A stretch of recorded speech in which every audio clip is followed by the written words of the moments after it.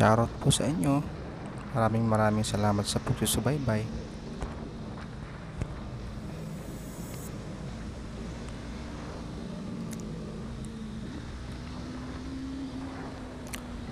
May nagtanong sa akin, Raptor, pwede ba sa cornering yung stock tire?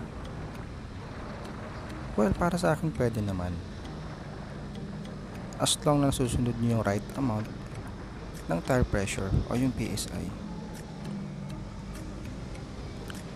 Hindi naman pwede yung sobrang malambot at hindi rin maganda yung matigas.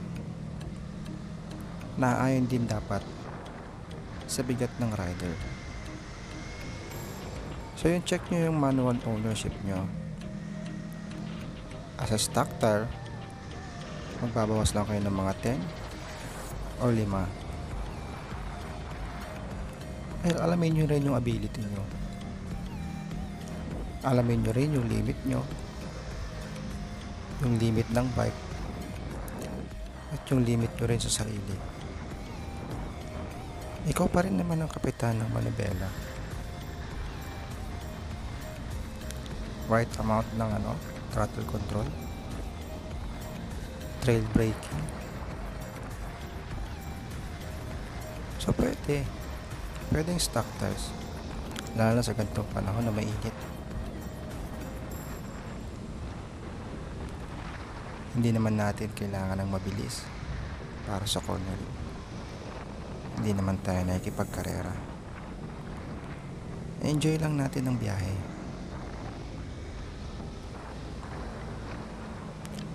Magsaya at mag-enjoy. Tumingin lang tayo sa pupuntahan natin. Tumingin sa malayo para maiwasan na rin yung overshoot.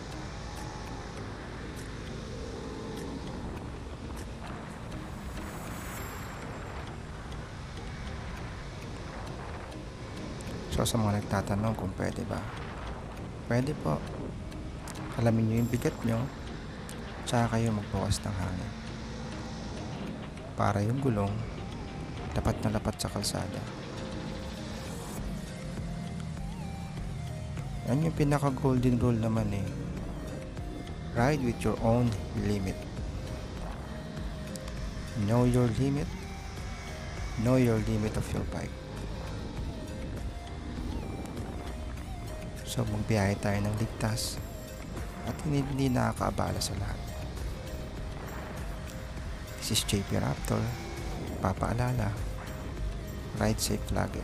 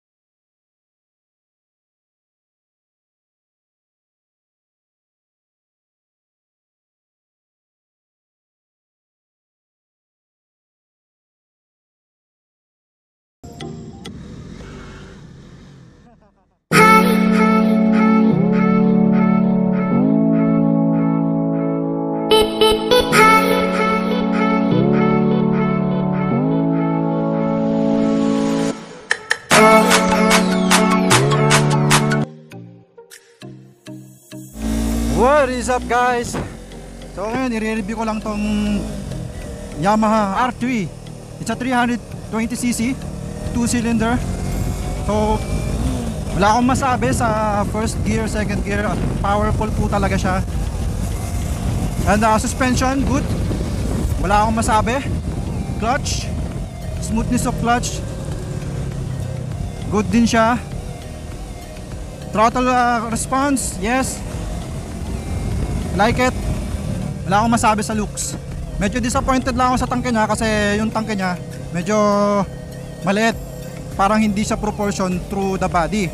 Kasi kung titingnan nyo yung looks niya, parang mas malaki yung double headlight niya. So hindi proportion. Kung tatanungin nyo ako, maganda pa nga yung tangke ng R15 D3. So yun na nga. The tire, stock Michelin, hindi siya pwede for just like this. Kung magre-racing ka, madulas po siya.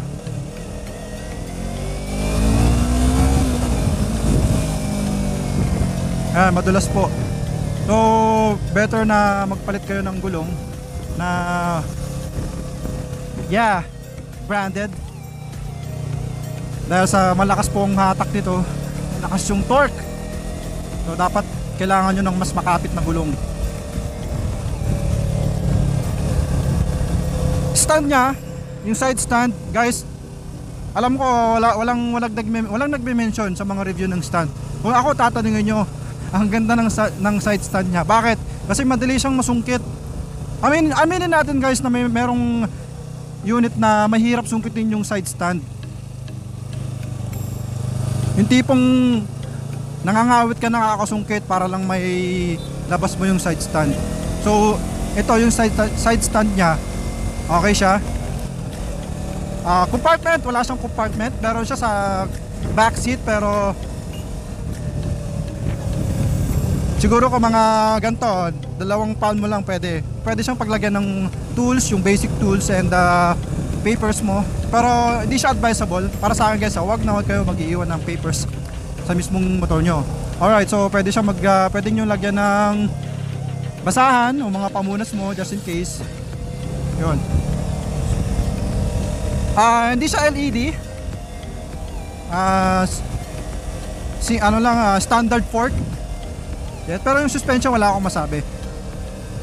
Ano pa nga? Gas consumption, tatanungin nyo ako. Real talk, the more na pag piniga mo siya, nabibigay niya naman yung saya, yung ngiti sa iyong mukha.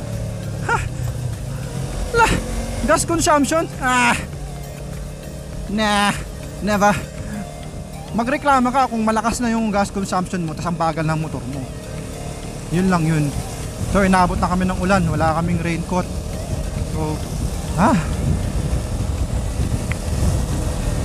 tachometer niya, easy to read. Yes, this is the odometer, this is the digital. Meron siyang orasan. At meron siyang trip 1, trip 2, gas average. Yan, pwede mo siyang nire-record mo siya. Wala lang sa details niya sa panel niya yung parang kagaya ng ibang na pag binaba mo yung side stand, magkakaroon ng side stand na ching! Side stand. Alright, wala naman akong masabi doon. That's it lang. And then mirrors niya okay. Wala siyang vibration kahit nagta-top speed ka na. Napaka-stable pa rin. Napaka-stable ng niya. Tsaka malaki yung sakop ng niya, ng angulo ng salamin. So meron siyang passing light, high beam, low beam, turn signal light, and kill switch. Basic lang din. Walang on and off yung kanyang headlight. So basically naka-automatically turn on. Or for the safetyness din ng ating mga rider. And then ang gusto ko sa kanya sa 320cc is yung swing arm, banana. Perfect man, perfect. If you ask me, pwede ba to for a beginner? For example, wala pang experience. No, no, no, no, no, no. Especially dito sa Maynila, kung ang drive mo pa-traffic. No, no, no, no, no. Bakit? Para sa akin yun for my opinion. Ang lakas po niya, promise. Lakas ng torque niya from first to second gear. As in talagang, woo!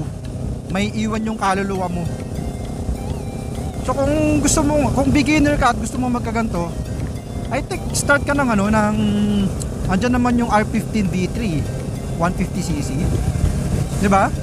Hindi naman kung nasa probinsya ka tapos ganito yung kalsada na dadaanan mo, wala ka traffic, wala ka masyadong kasabay, it's okay.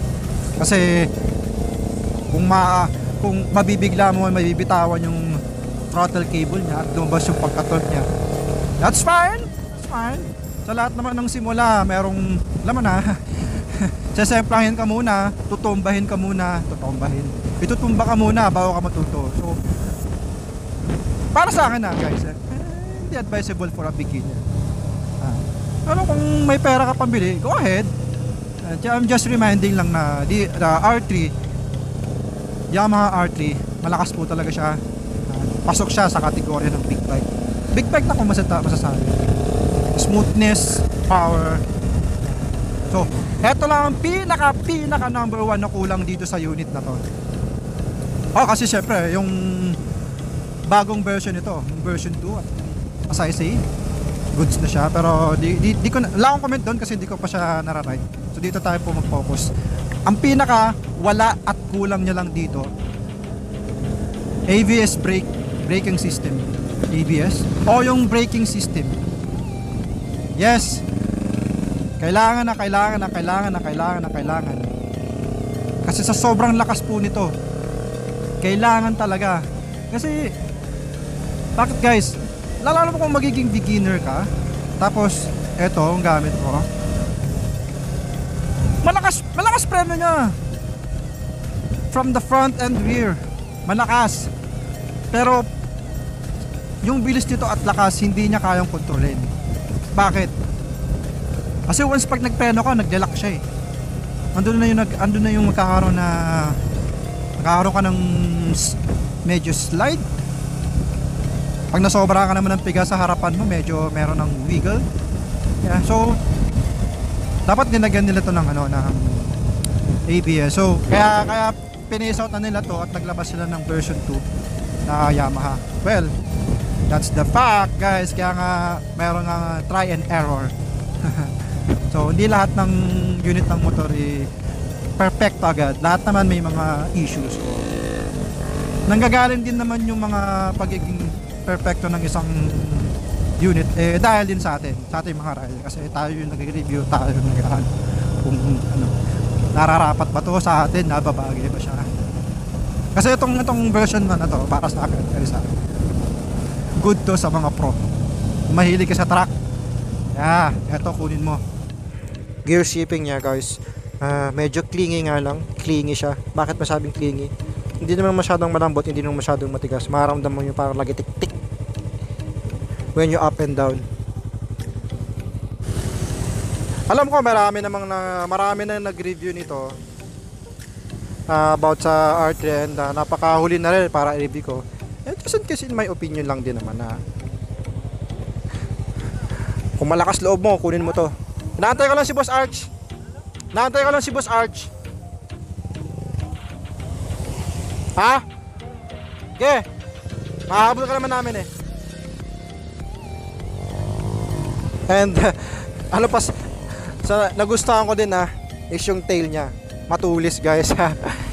Sexy. Hindi siya box type. So kapag tinanggal mo yung tail niya, yung fender niya, rear fender niya, at tineltili mo siya, wow, sexy ass. Hindi ako professional pang nagre-review guys. So lahat ng mga sinabi ko, alam ko basic lang din naman yun Pero kahit papaano meron akong naibigay sa inyo na knowledge in my own opinion. So More to come, and special shoutout pala sa aking classmate Jay Abanyo, and to your family. Jay, magpagaling ka. Maraming salamat sa suporta mo sa akin. Pinagdarasal ko na gumaling ka na para goods na ulit. So that's it guys, JP Raptors is signing off. Nagsasabing slide safe, mag-start kayo ng sumempla kayo ng ligtas pero dapat ride safe pa rin. Yeah guys, so please subscribe to my channel, and click the subscribe and click the button bell, yung bell, ding ding, para mano-notify kayo pagka nag-upload ako. And I'm sure na hindi pa ito ang pinakahuli at may marami pang darating na mga review. And for all of that, syempre mag-upgrade yun, di ba? I love you po pala sa lahat ng nag-subscribe po sa akin, at tuloy-tuloy pa rin po, counting pa rin po. It's okay at di ako nag-aabol na kung ano, just I enjoying myself. May manood man o wala, ini-enjoy ko lang yung pag-upload ko, dahil para sa akin dinodokumentaro ko lang yung mga nangyayari sa buhay. And at the same time, sa pagdodokumentado ko, nakakapagbigay ako ng saya. Kahit kalokohan man yan, may natututunan kayo sa aking vlog channel, sa aking content. So that's the important. Kasi mawala man ako sa mundo, itong channel kong to, mag-i-stay to dito. Mag-i-stay to at panonoodin at papanonoorin ng mga in the future. So yun ang dahilan ko ba't ako nag-vlog, ba't ako nag-upload, dahil sinishare ko yung saya at lungkot sa aking buhay, aking experience. Kasi ako din naman, nanonood din naman ako sa mga vlogger yung pakaramdam na parang pag nanood ka, na-experience mo na rin, diba? And at the same time, may natututunan ka na, and ahead of time, alam mo na yung mga dapat mong gagawin. So that's it guys, salamat. JP Raptor signing out.